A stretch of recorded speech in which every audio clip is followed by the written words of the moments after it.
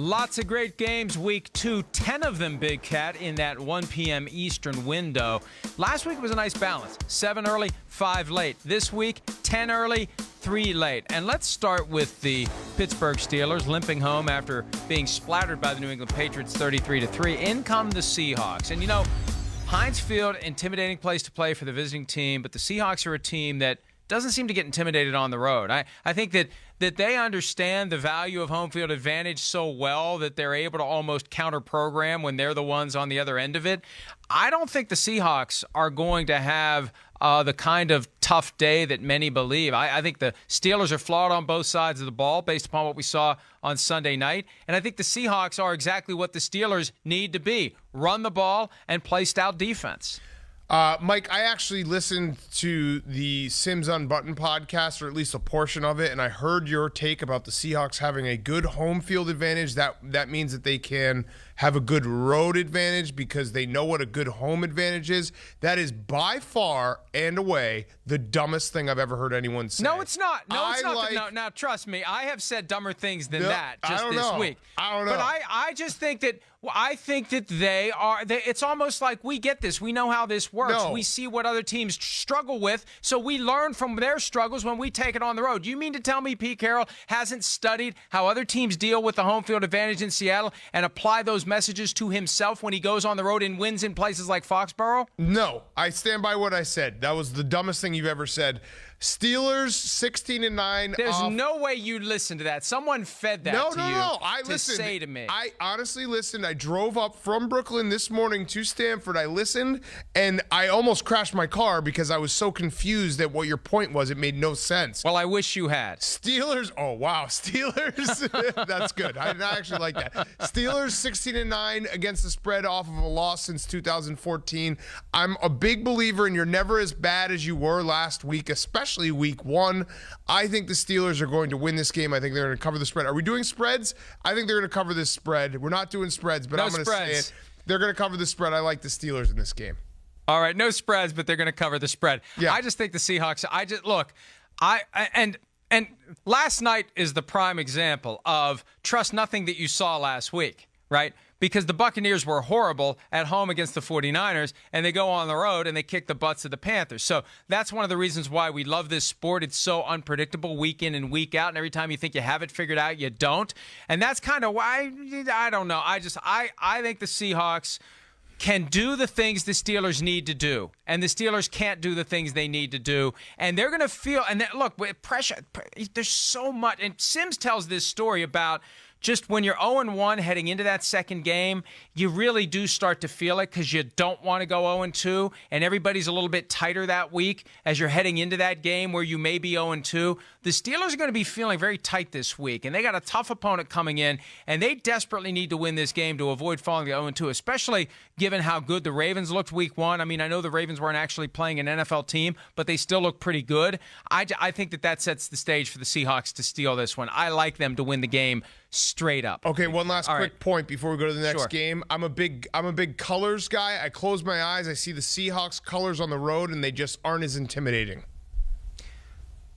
Now you're being sarcastic. No, that's exactly. Are you trying to say something even dumber than I said? No, what I said is correct. When you close your eyes and you think about the jersey colors. Not dumber than me having a very well-reasoned take that the Seahawks have studied the failures of their opponents in that loud setting, and they have learned from it, and they know how to deal with hostile crowds on the road. That is a well-reasoned take. Yours is just flat-out stupid talk. Everyone who's listening right now knows exactly what I'm talking about. If you close your eyes and you envision the game, you can always see what's going to happen if you think about the jersey colors. Vikings at Packers, Lambeau Field. Last year, week 2 at Lambeau Field, these two teams played to a tie. This year, it's kind of intriguing because the offenses are very similar, so the defenses kind of have a little bit of an edge in figuring out how to stop the other team's offense. How do you see that one playing out? Did the Vikings figure out what they need to do with Kirk Cousins? And by that, I mean just have him not play quarterback, because he threw 10 passes on Sunday, and it was successful, 98 yards. I don't know when the last time a team had 8 for 10, 98 yards from their starting quarterback and won convincingly. I think, though, the Packers' defense is very, very good. I think that they made the Bears look very bad, obviously, on Thursday, but they upgraded across the board in the offseason. I think the Packers are going to win this game. I also think Aaron Rodgers is not going to look as uncomfortable as he did opening night against the Bears, because that offense with Matt LaFleur is going to get better week to week. They're still kind of learning everything and figuring each other out. Well, but here's the thing. Last week against the Bears, there was just one drive where Aaron Rodgers kind of woke up. And it was funny because we were making fun of the Packers while we were watching the game because they were coming out of a timeout, and then they took a timeout. And Aaron Rodgers stayed out on the field like he used to do with Mike McCarthy when he'd call a timeout sometimes. And then 4 plays, 74 yards, the Packers score the touchdown with that weird little jump ball that he threw to Jimmy Graham. Other than that, it was an uninspiring performance. And this is not a better defense, but I think a defense is going to be better suited to cracking the code on that offense because there's a lot of similarities. Matt LaFleur was a quality control assistant under Gary Kubiak at one point, and Gary Kubiak is now integrally involved in getting the Vikings offense into the spot where we saw it last week. I think the Vikings are the better team. And I know that Lambeau Field gives the Packers a built-in advantage, but I don't think it's enough. When you look at the way Dalvin Cook and Alexander Mattison ran the ball last week for the Vikings, they didn't need Kirk Cousins to throw the ball. Now, look, they had plays in special teams, the block punt, they get a short field, they get an interception, they get a short field. They didn't have to do much offensively, but that running game is potent, and they're going to keep riding that running game, and they're going to use Kirk Cousins not only 10 times this week, but I don't think you're going to see Kirk Cousins throw it around like he did last year at Lambeau Field. This is the formula that Mike Zimmer has wanted from the moment he became the head coach of the Vikings, and they finally have the offensive line, the strategy, the running backs to do it, and I think the Vikings will grind out the win. Okay. I mean, you make some good points. I just think that the Packers, their defense is very, big time upgrade, and I think Aaron Rodgers is going to get better week to week. Patriots-Dolphins, should we even talk about this one? Is this a trap for the Patriots? No. They're 1-5 in Miami. Last year when the Vikings were up or were favored by 17 over the Bills won the game straight up. Do the Dolphins wake up and make this even remotely interesting? No, they don't. And I actually will flip it with you if you want to discuss anything here. When was the last time a team openly tanked to this degree this early in the season? I can't remember it. I cannot remember it. It's never happened. I don't know how this Dolphins team, gets up for games on Sunday knowing that everyone from the owner on down is basically saying, let's lose as many games as possible and get as many draft picks. And all you guys right now, you probably won't be on the team in a year or two. And to go out there and play hard, tough football, that's a big time ask this early in the season. This is the first NBA-style trust the process full season tank that we've seen in the NFL. I'm a firm believer once you're out of the playoffs, there's no incentive to win any more games because who cares if you're 6-10 or 4-12 or 3-13? Finish as low as you can so you draft as high as you can, but still try to make the playoffs. Don't kick into that mode until you know you're not going to make the playoffs. The Dolphins are just accepting week one. We ain't going to make the playoffs. Let's go ahead and be as bad as we can be. And, I don't know if it's going to be 59-10, but the Patriots should be able to handle them quite easily on Sunday. Chargers-Lions. This one's intriguing to me. Chargers escaped with a win in overtime. Lions played to a draw in overtime. Who do you like? I like the Lions in this game, and I'm putting my trust in Matt Patricia, who I thought had a really, really bad second half in Arizona. I felt like they went away from everything they were doing well. They were passing on early downs in the first half. Then they started running the ball a lot. They were kind of doing the old-fashioned playing to not lose, not playing to win. And also, I think Kyler Murray, when they simplified that offense and it got to the fourth quarter and he was just kind of slinging the ball around, that's when you saw the Cardinals emerge there at the end and simplified everything. I just think the Chargers going to the Eastern time zone and the Lions looking like they have a lot. I've been not high on the Lions, but I think they have a ton of talent, and I think they will be able to run the ball against the Chargers. I think they will be able to learn from last week, and it is kind of a must-win because if the Lions want to do anything, like you said, starting 0-2 has a lot of pressure, so I like the Lions to win this game. Run the ball, run the ball, run the ball. Keep your defense off the field. That's a way to keep them fresh late, and I think the Lions will pull it out. We agree on one, finally. Well, we agreed on Patriots. Also, Colts-Titans. Titans shocked the Browns. Colts hung in there against the Chargers. They get together in Nashville, a rematch of last year's playoff play-in game. Who do you like? Steve McNair and Eddie George retirement game. Give me the Titans all day. That's all you need to know. We don't need to analyze any X's and O's off that one. That never is a thing, though. That's never a factor. My God. That never matters. You are exposing yourself for not knowing anything about football. Let me tell you something. I can go back through plenty of years where you assume, they're going to win tonight because they're retiring so-and-so's jersey. They're putting this guy in the Ring of Honor, and it ultimately doesn't matter. It's irrelevant to the current team. You're talking about guys who might be still alive. Steve McNair's a legend. He passed away tragically. That makes all the difference in the world. I'll take the Titans. I think the Titans are on a little bit of a mission. I think they've been disrespected. I also think the Colts, as good as they played, I have big-time questions about the Chargers' defense without Derwin James last week, and the Colts had that comeback at the end of the game. I think the Titans are going to be better defensively than the Chargers were, so I will take the Titans. Even though I hate their offense, and I really do hate their offense, I will take the Titans in this game. I talked to safety Kevin Byard after the game last week when they thumped the Browns, and there was something in his voice and I know that, but there was a confidence there. And there was hey, this wasn't about the Browns. This is about us. We're trying to go from being a good team to a great team. And when we get on the plane, we're going to start focusing on the Colts and we're going to forget about the Browns. And that, Mike Vrabel has shown that he can coach that team into a spot where it wins games against better teams. Now they have to hold serve against teams that they should beat. And you should look at this game and say, based upon the Andrew Luck retirement, the Titans should win. This is a great early season test. If the Titans can win a game, they should win, and I think they will. That is a better explanation than they're retiring the jerseys of Eddie George and Steve McNair. Nope. Like I said, we could have stopped the conversation as soon as I said they're retiring the jerseys of Eddie George and Steve McNair. Eddie George will probably come out in a Steve McNair jersey, and there will not be a dry eye in the house. Mitchell Trubisky and the Chicago Bears head to Denver to take on Vic Fangio's Broncos, Big Cat. And look, the Bears had extra time. The Broncos are operating on a short week. Maybe there's a little bit of edge there that goes to the Chicago Bears. Maybe the Bears, and I don't think the Broncos looked all that good Monday night. Maybe the Bears can avoid falling to 0-2. What do you think? I'll say it. It's a must-win. It's a must-win because there are some doubts there that this whole thing's going to work out. So it is the rare Week 2 must-win. Going to Denver in September with the altitude and the heat has not been good for the opponents. So I am worried as a Bears fan, but more than anything, Matt Nagy and Mitch Trubisky, coming away from that Thursday night game, there were more questions than answers. And I think most people are scratching their head and saying, is this going to work? And when you have that long 10 days between games, the questions continue, the narrative continues. People just want to see the Bears play again.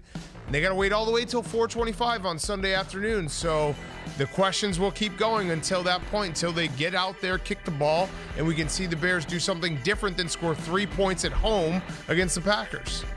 What do you make of the Bears telling Trubisky when meeting with reporters this week to not talk about last week's loss to the Packers, and Trubisky saying out loud, they told me not to talk about last week's loss to the Packers? I think it's crazy, and I think it's short-sighted, and I think what the Bears are struggling with right now from a media perspective is the idea of expectation. Chicago is a football town, and people are expecting the Bears to be a good team after last year's dream season. And if you don't handle the media well, if you don't know how to navigate these simple press conferences, this will kind of blow up in your face quickly. Mitch Trubisky should have gotten in front of the media earlier than Wednesday as well, because of course the media is going to ask him about the Packers game. I don't care that it was Thursday to Wednesday and there had been, an entire weekend in between. That was the first time he got in front of everyone after the post-game press conference. People are going to ask what happened, what he learned from. To deny him from answering those questions just it leads to more questions and conversations like this. So I can't stand it when a team just doesn't, come out and say, hey, look, this is the deal. We screwed up. We're getting better. It was just a weird way to handle the whole thing, and the Bears season has not started the way I thought it would. Jaguars at Texans, both of those teams 0-1. Jaguars were going to have a hard time with the Chiefs no matter what. Texans had the game won in New Orleans. Deshaun Watson took 11 hits, 6 sacks. Somehow he's not on the injury report this week, but here come the Jaguars who have the guys up front to shred that offensive line. Can the Texans buy enough time for Deshaun Watson to score enough points to outduel Gardner Minshew II, who steps in at quarterback for the Jaguars. Gardner Minshew II, whose father's name is not Gardner. One of the greatest stories ever. Did you know that, Mike? Well, it's like Art Rooney II. His father's name isn't Art. Okay. Well, I don't know how it's you not become uncommon. the second. That's a way you avoid it would otherwise be Junior. Okay, there you go. I think the Texans will win this game, but this is going to be a competitive game. The Jaguars are going to keep this close. The Texans, I'm sure you've talked about this, Mike, but Deshaun Watson and the hits he takes and the inability for Bill O'Brien to figure out a way to keep Deshaun Watson from taking this type of punishment. I've seen the stats thrown out there on Twitter. I think people are kind of taking one situation and applying it to another, which I hate to do. But there has been that conversation about Deshaun Watson is on pace to have more hits than Andrew Luck was, and Andrew Luck just retired at the age of 29. I'm not saying those are apples to apples, but it's a conversation worthy of being had because you have a young, dynamic quarterback that is a game-changing franchise quarterback, and you can't keep him from getting absolutely crushed game in and game out. And he does not have that body type that would suggest he can withstand that type of a beating. He is not a big, tall, thick guy. He is kind of wiry, and for the most part, he can avoid contact down the field. When he gets swallowed up behind the line of scrimmage is when he is in the most danger, and we saw it plenty on Monday night, and I think we're going to see it even more against the Jaguars on Sunday. Cardinals and the Ravens getting together on Sunday. Lamar Jackson, Kyler Murray. I hope this game ends up being exciting. I hope the Cardinals can move the ball and score some points against the Ravens because this has the potential to be a great, great game. Big Cat, how do you think it plays out? I think the Ravens are going to beat them handily. What the Cardinals did on Sunday against the Lions, the comeback that they had, I don't think they're going to run that same offense. The reason why that comeback worked for the Cardinals is they basically were just getting up to the line of scrimmage and going and having guys run the same routes, and Kyler Murray was simplified. And I don't think that you can do that for 4 quarters and expect to have that result. So I think the Ravens are a significantly better team. And Kyler Murray, what we saw in the first half against the Lions, I think we're going to see on Sunday against the Ravens. Yeah, I agree with you. I think what happened was the Lions got up comfortably 24-6. They softened things up, and all of a sudden the Cardinals woke up and the Lions got tired. And the next thing you know, they were in overtime. And the Cardinals should have won that game. If Tremaine Brock does not try to catch an interception of Matthew Stafford with his face, the Cardinals potentially win that game in overtime. And I think the Ravens win. I just hope it's an exciting game, but I have a feeling it won't be. Cowboys in Washington. This is my upset special of the week, Big Cat. Last week it was Titans over the Browns. This week it's Washington over the Cowboys. We've seen Washington play well at home for some reason because that stadium is kind of a crap hole. But Adrian Peterson, angry, motivated, determined, punishing the Dallas front seven. Dallas maybe feeling a little too good about themselves after how well it went at home week 1 against the Giants. This is a trap for the Cowboys, and I think they're going to step right into it. I don't hate the reasoning there, and you have a divisional game early in the season, take the home team kind of feel to it. I just think the Cowboys offense is going to be really, really good. And I don't know, as much as you love Case Keenum for that 1 year in Minnesota, and he can do some things as the quarterback, I just don't know if they'll be able to keep up with a Dallas offense that you saw it. The play action, I think they ran play action a ton on Sunday. It feels like Kellen Moore's got everything working for him on an offensive side, and Dak Prescott looked fantastic. He is playing for a contract. I always like motivated players like that. Ezekiel Elliott, 1 more game in. He only got 13 carries on Sunday against the Giants. I think the Cowboys are going to win this game. I just think they're the more talented team overall. Game of the afternoon, Saints and Rams get together at the LA Coliseum. Last year's NFC Championship game hovers over it, even though it's irrelevant. What's relevant is this year's NFC Championship game because the winner has the leg up in the tiebreaker and also picking up the raw victory that would determine where the game will be played in January if there is a rematch. How do you see this one playing out? I'd take the Rams here. I mean, the Saints are a different team away from the dome, a different team on grass. I do usually say, my theory usually is if you have a good home advantage, that teaches you how to have a good road advantage, which makes no sense. But, whatever. It doesn't really matter. So I think the Saints on the grass against the Rams. I'll take the Rams here. I think the Rams Jared Goff wasn't great week 1.